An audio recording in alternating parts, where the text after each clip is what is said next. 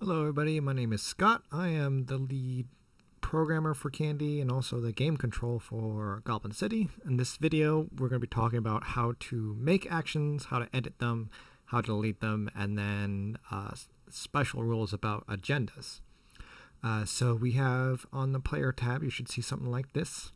And if we go to actions, this is where you're going to be making most of your actions. All the actions that appear down here on the sidebar will only be your actions as well. Well, I don't know if actually public agendas show up there, but you should only see your actions. But if you have effort to spend, you can go ahead and click this plus button, and you'll see you have two options. You can either make a normal action or an agenda action here. And you can see for a normal action can accept normal effort. And then we have agenda action, which can accept either one. So if you want to make a whole bunch of agenda actions with your normal effort, you absolutely can. But the maximum for that one is just one. Whereas the maximum for regular action, you can go up to 2. Now for Goblin City, I have it set so you cannot mix and match efforts on normal actions. So if you want to do a normal action, you can't do a super 3 effort normal action. Most you can do is a 2, and then you can you can just do a 2 effort normal action. So we're going to do an action. For this one, I'm going to do a very basic action, something I think most players would be doing. Steal the shiniest gem. And we're not going to worry about spelling because, I'm a programmer, not a speller. Now, for those of you who have never done one of these, there's 3 parts. There's the name, the description, and the intent. Description is for kind of like describing the mechanics of what you're actually you're doing, like how you're going to be using your assets and such. For example, if I had this test asset here, I would explain that, like, let's say this asset was a grappling hook. I would explain that I'm using my grappling hook to get past some security and get into the facilities that I'm stealing this from. So that's where I would type that out. And I'm going to, for now, I'm just going to say that, like, I break.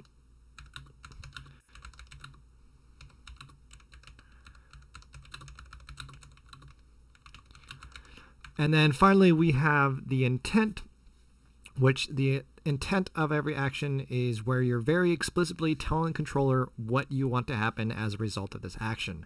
Sometimes if players type up a lot in the description, it gets really hard for control for us to get to the part of the issue of, like, what do you actually want to happen. So feel free to explain as much as possible in your description what you're doing, but the intent should be very straightforward. What am I going to do? What do I want? I want to gain possession of the shiniest gem. And again, spelling is, we're not worrying about that today because we have fancy technology. Now let's just say for this one, I'm going to make it a maximum 2 effort action, and then we hit submit. Now this might take a little bit of time because, internet and such, but there we go. We can see that it was created. And if we click on it, we can see that we now have an action here. To edit an action, it's very simple. You have the edit button here. Click on that, and you should be able to change any of the fields, including what assets you have assigned to it. Looks like this is a bit broken.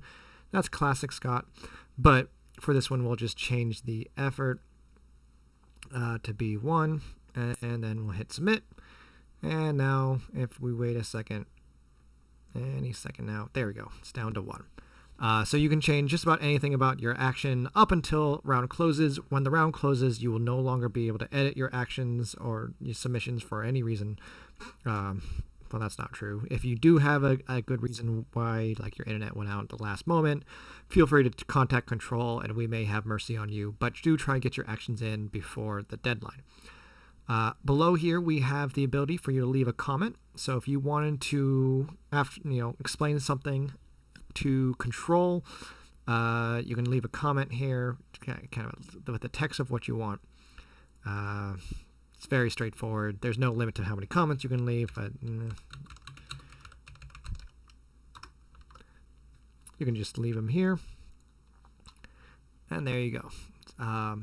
This is going to be important in a section here. So now we're going to make a agenda effort. Agenda action. Agenda actions are unique to Goblin City. They represent public actions that you're doing to try and do something in an official capacity. So if you are trying to convince the city populace to do an action like adopt daylight savings time, that would be an agenda action. Or if you wanted to use the city's resources, for example, if the city has a small standing army and you wanted to send that army out to attack someone, that would be an agenda effort where you're mobilizing the army, but you'd have to actually succeed in convincing the city to send this out, since most goblins in the city have a say in the proceedings. So you have to convince everybody to do the thing, and then there's a possibility that the action will, actually succeed or not. But that is a very case by case. So let's do this right now. We're going to do an agenda action. We're going to say rename the city to Scott is the best. I think that's a great name for a city. Description, again, I am going to type some text up here.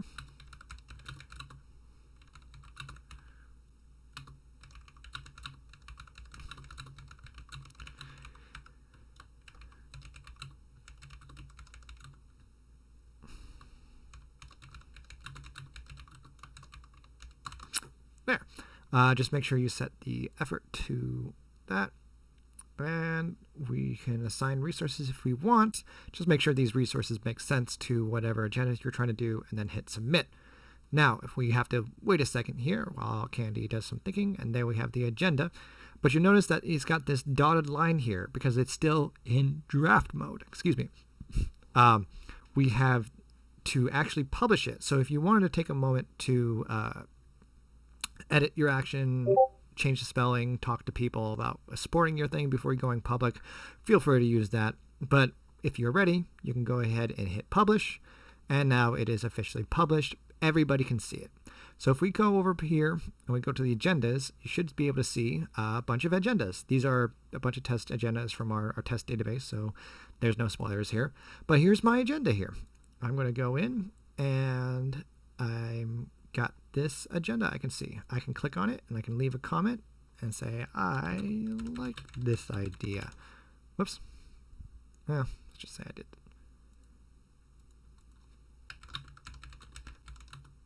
I'd edit this out, but I'm extremely lazy, so you all get to see it. And you can leave comments on your own stuff if you want. If you want to delete it, you just hit the deletion button. I recommend using this page to actually do any editing and deletion of your actions, since it's a little bit older, which means it's a little bit more refined and less bugs in it. But that's just my personal preference. Now, as agendas get published and they get public, you can see there's a bunch of public ones. Let's just say I want to support this one. This is a very good agenda for us to be supporting here. I would have to support it using my agenda effort.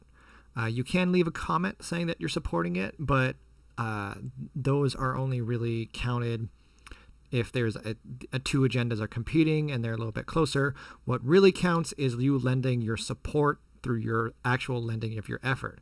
To do that, you have to click the button here, the plus button, support, and then it'll ask you if you're sure. This will consume your agenda effort, and you will not be able to do this. Say yep, give it a second, and there you go. That is you supporting this with your effort. So the effort that you have just used will be given to this action, and it'll improve its chances of actually succeeding with the dice rolling that's going on behind the scenes. I don't want to get into too specifics about the mechanics there, but it's safe to say the more support you get, the more likely things are going to pass. You'll get a feel for that as the game goes on, really how much support things might need to take, and also things that are more controversial might need more support for them to pass. But that is a basic rundown of how agendas and actions work. Okay, so let's say you have an asset that you want to lend to another player. You absolutely can do that. The ability to do that is not public knowledge. I probably should make that a little bit clearer in the rules. But if you wanted to lend an asset to another player, you have to go to your My Character page. That's this one right here. Assume you have an image there. And you'll see that certain assets can be lent out. An asset can't be lent out if it's being used. So this one is ineligible, even though I know it's lendable. It's just being used in one of those actions we created. But if we wanted to, we hit lend, and I'll bring up this menu here. You should be able to choose who gets it. So let's say test character A, hit lend, and you can see that it has been lent to that character.